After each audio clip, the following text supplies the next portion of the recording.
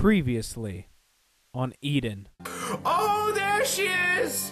Oh, she's so cute! Maid!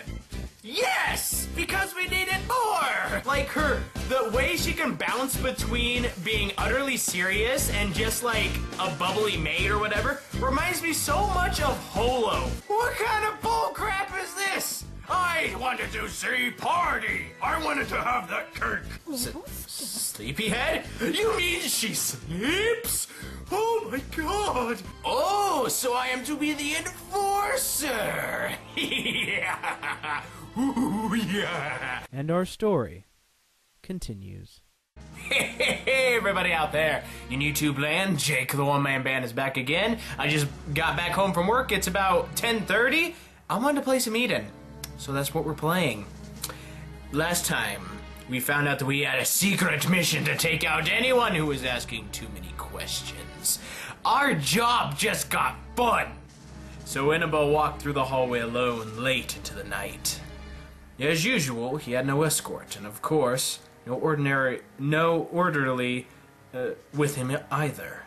Inaba wasn't certainly the type who liked to be alone, but he did admit he tended to think being alone was often more comfortable, because then you don't have people nagging in your ear all the time. Major, it's Lavi, talking from behind the curtain! A figure suddenly materialized behind him and called him in nearly a whisper. Oh, a lady shouldn't be walking alone this late at night. I'll walk you back to your room. Always the gentleman. Do you really think you can infiltrate the oasis, an oasis of women that easily? Hey, why is Warrant Officer Hurono okay and I'm not? How come he gets to go into the girls' dorm and I don't? Because he was asked to. We were asked to. How did you get wind of his welcome party in the first place? I know everything! I am Inaba. I have eyes everywhere, ears everywhere else. Lavi made an astonished face inside. Apparently, the only things in this facility Inaba did not know about were state secrets and Sion's research. How did it go? How did it go? I want to know all the details. Inaba made sure there was nobody else in the hallway and whispered so only Lavi could hear him. Everything is taken care of on my end. There will be no problem for the cleaners. She's in on it too! You're always quite fast. I wonder, did you catch him a little off guard? It would seem he had some training, but I wouldn't have called him a professional. Guess they're running out of pieces as well. Ooh, it's kind of like an intricate chess game going on. We're taking out their guys, trying to do something bad to Sion. Well, so long as you weren't injured. You'll cause a misunderstanding if you say that. It's naturally to console a subordinate. Of course, there are many who aren't capable of such a thing. Major? Yes, what do you want? You really worry about people, don't you? Actually, it seems like it's all you do. Yes, it probably is all he does, but we don't really know all that much about him at the moment. Lavi whispered, all in one breath. Inaba smiled at Lavi, who appeared to be baffled by her own utterance for such reason. Everyone lives their own way. Whether you live for yourself or live for others, that is your own decision. A life is earnestly protecting and tending to someone isn't bad either. Though it's not that glorious of a life, but I think it's worth it. With a tiny laugh, Inaba patted her shoulder. Bad touch! She can break your arm, bro, making you take a dangerous job where your accomplishments can't even be recognized isn't something I would consider admirable. That is true.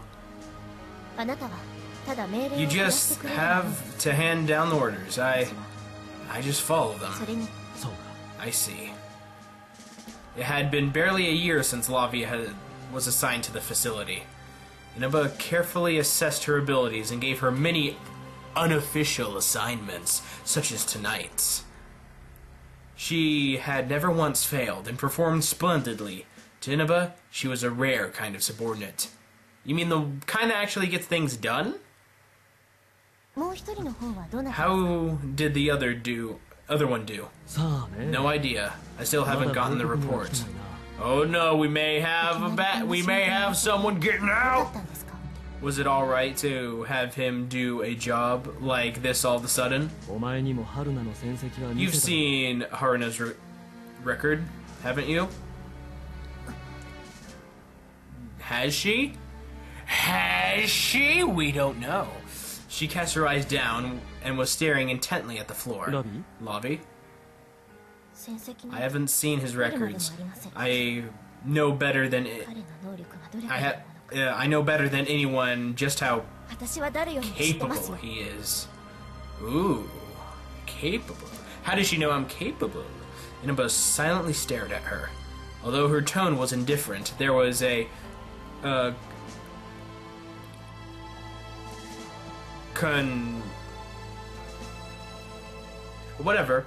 was a melody of emotions behind her words. There was a lot of emotions behind those words.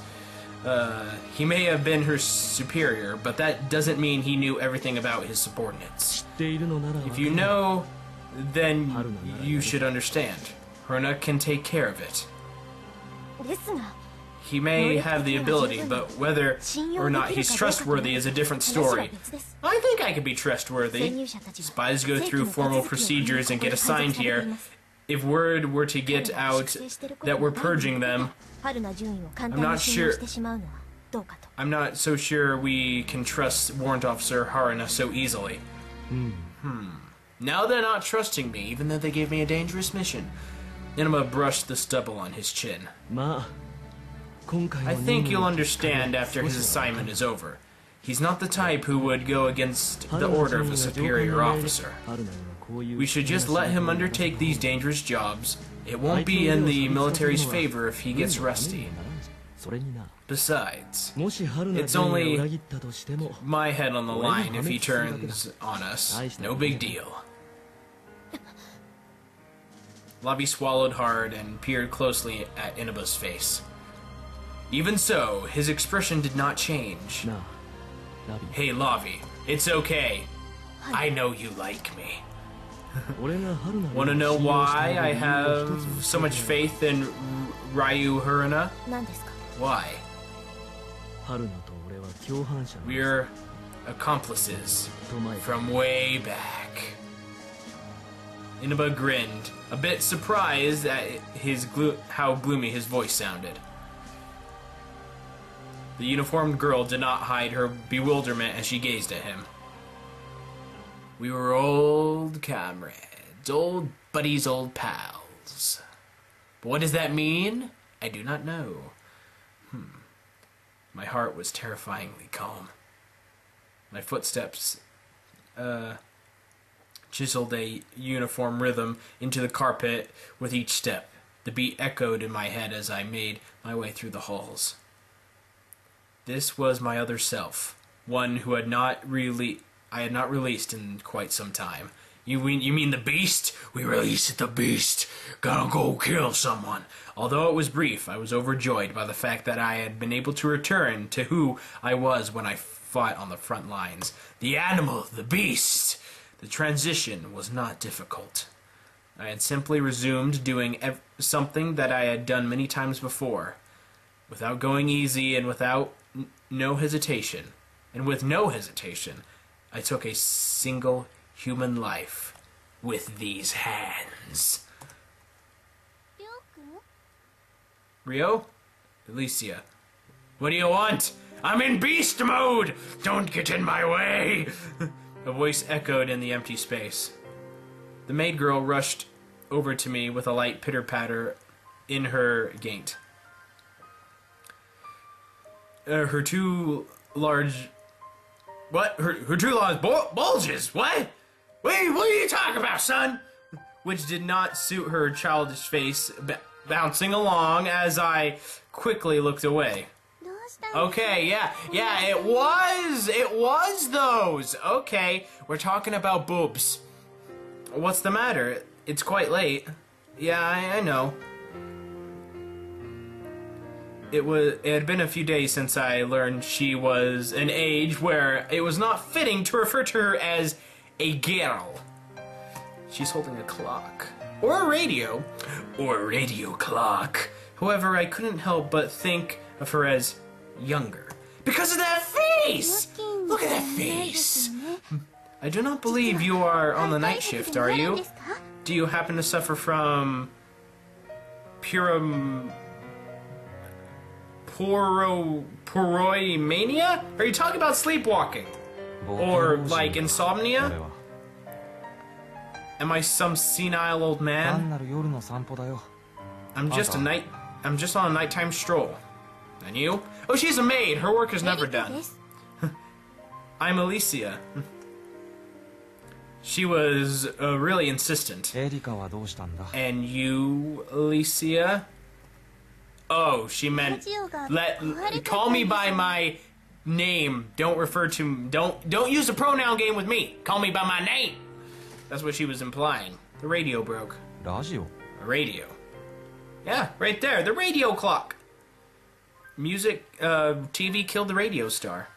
Alicia held out the old-fashioned looking radio in her hands. It has been in bad shape for a while now. Ground-based broadcast communications have been horrible as of late. Are you sure the problem is with the radio? The truth is, I tried to fix it myself, but when I started tampering inside, it ended up in a semi-unrecoverable state. A semi-unrecoverable state. So it isn't that it's in bad shape, you just broke it. I'm not very knowledgeable when it comes to old machines like this. Then why did you even bother? I have heard Callius was good at fixing things, and I thought I would ask for his help. That's the guy we gotta take out. I see. Alicia affectionately gazed at the radio. It was probably quite precious to her. I arranged to meet him in the parlor, but he never showed up, so I came to find him. Have you seen him? Or have we already killed him? I haven't. Maybe he's working late. Very late. Or maybe he's sleeping with all the fishes. Maybe. Do you really think so? He had complained before about his relief not showing up on time. Well, that happens a lot. You know how it is here. People disappear. His relief probably wouldn't come for a while. The relief for Claudius's original job, that is. His replacement won't come for a while because he's dead.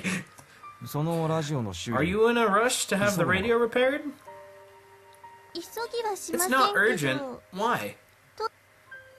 She tilted her head. Then why don't I repair it?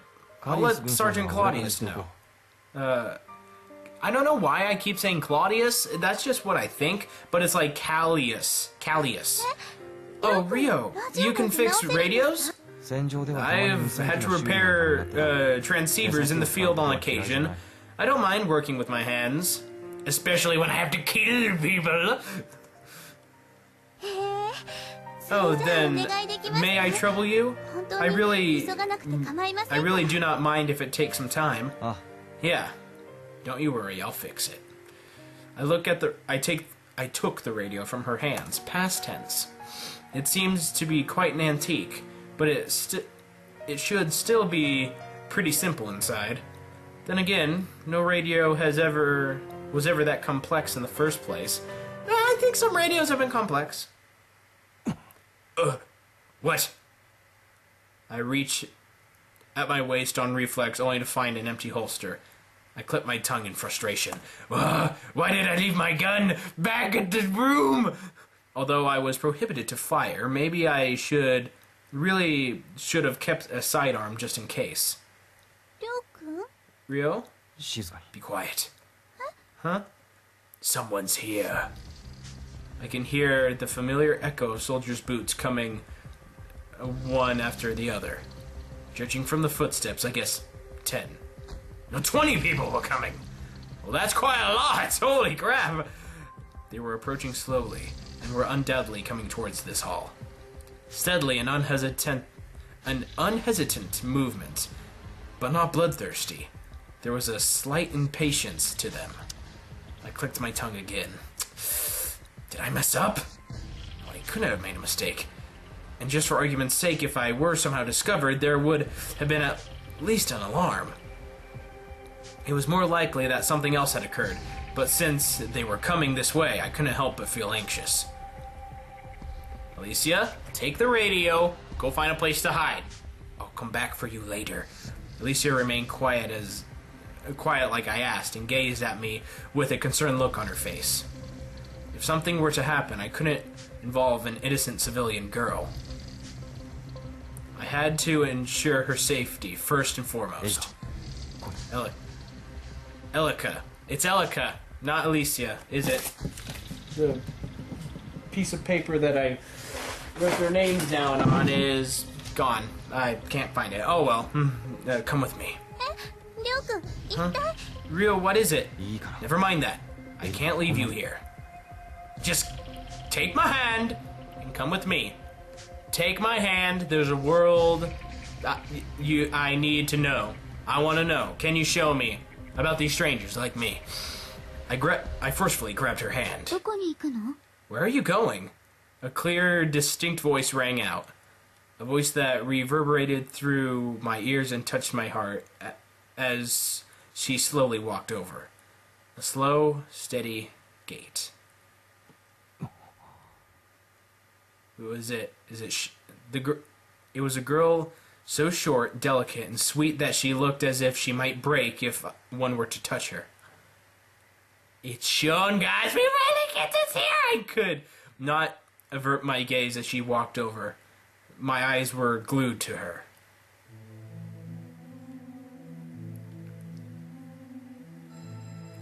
There she is! There's Sion!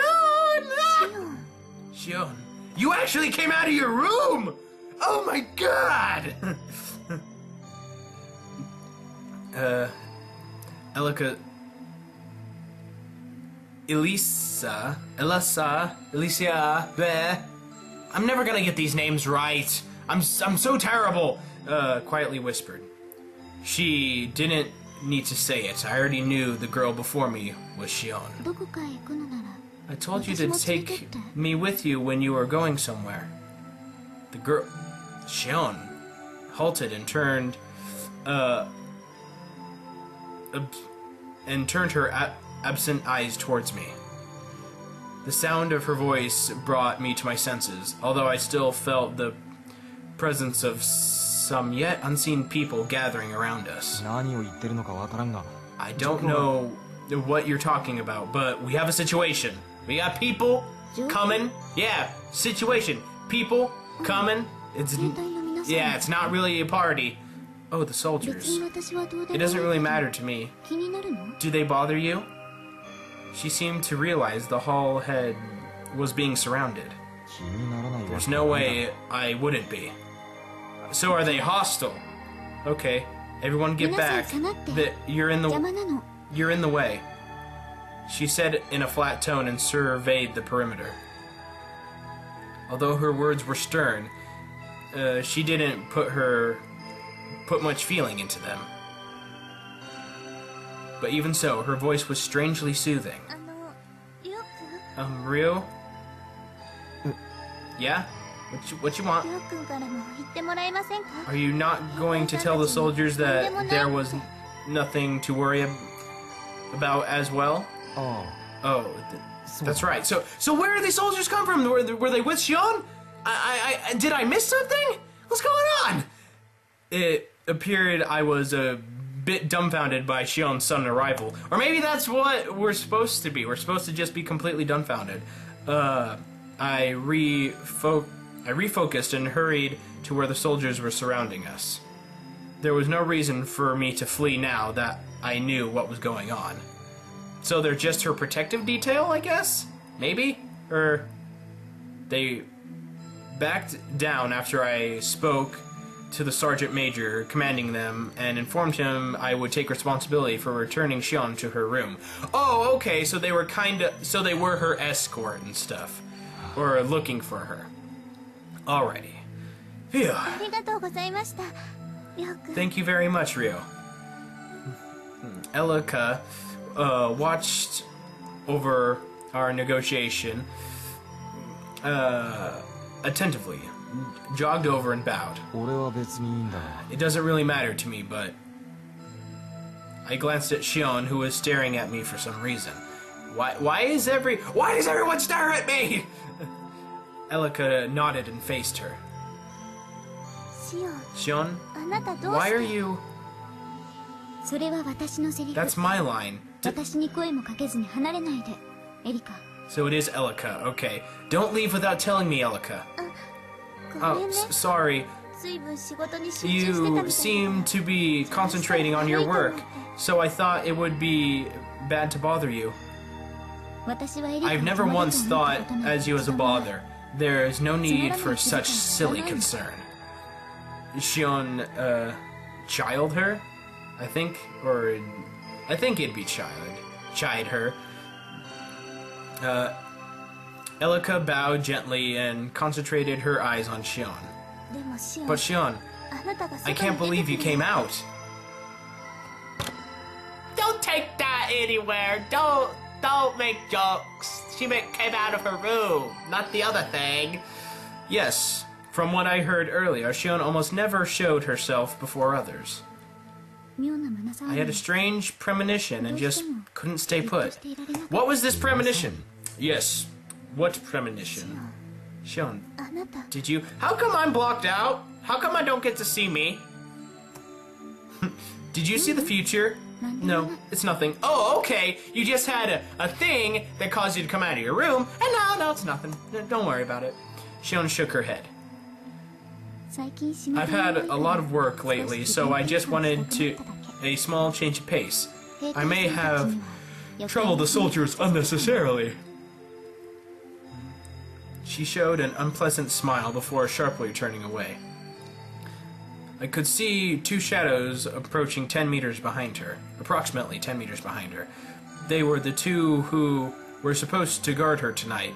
Oh, Matt, somebody getting in trouble! They still seemed perplexed that Sion had suddenly shown herself, but wouldn't withdraw with the other soldiers. It's no problem. A change in pace once in a while helps keep the troops on their toes. You coming out, it was good for them.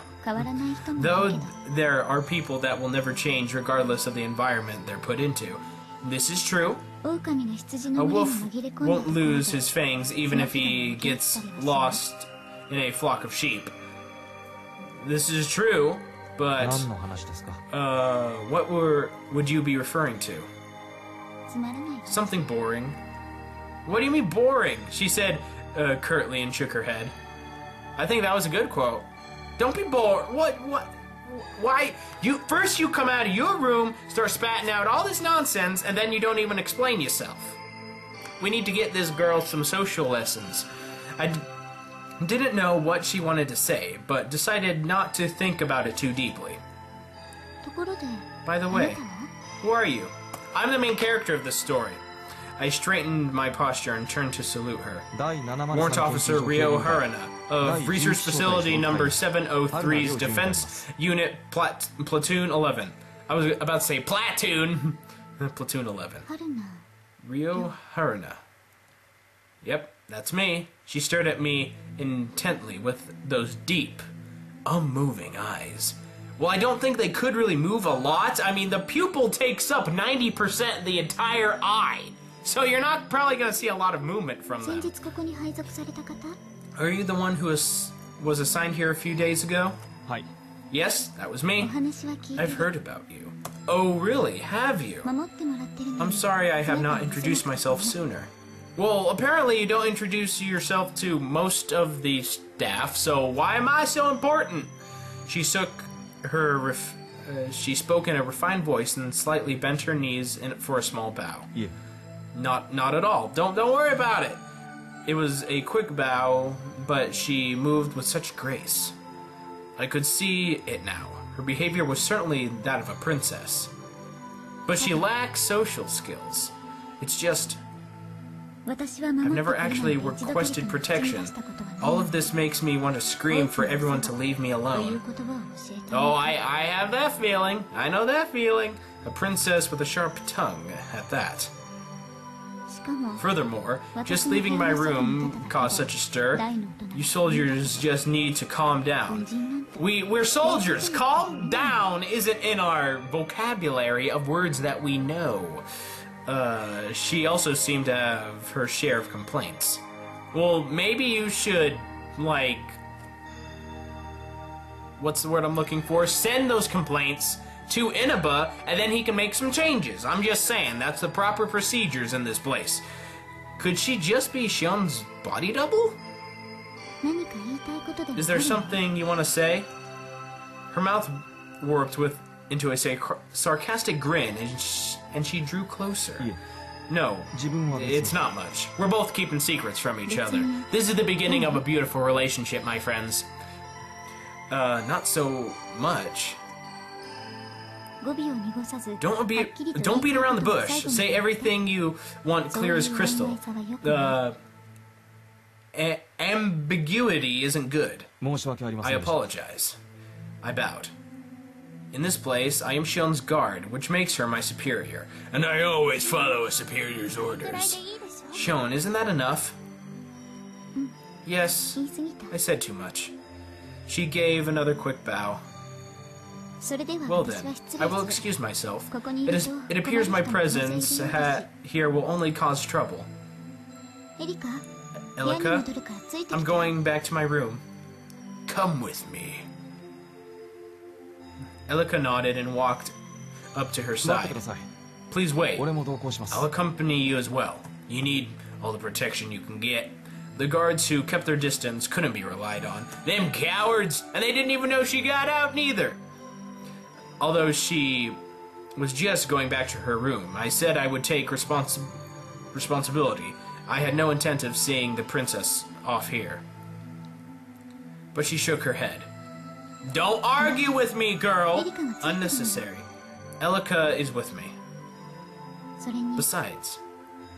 What? Didn't you just finish your work? I'm always on duty. Technically. Oh no, she was referring to the other job that I had, you know, the killing of the guy.